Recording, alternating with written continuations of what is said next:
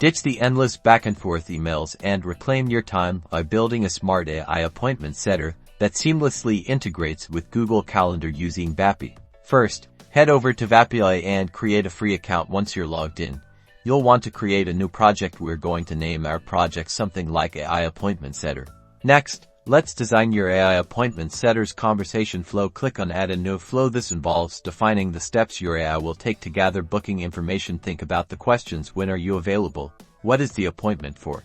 Now, connect your Google Calendar. Navigate to the Integrations section and select Google Calendar. From the available options, you'll authorize access to your calendar. This is what will allow Vapi to read your availability and schedule appointments. Back in your project, map your conversation flow to your Google Calendar, connecting the information you collect to the Google Calendar event creation. This includes setting event times, titles, and guest details.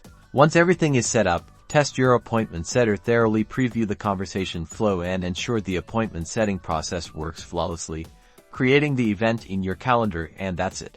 Now you've built an AI appointment setter that takes care of scheduling, so you can focus on what matters most.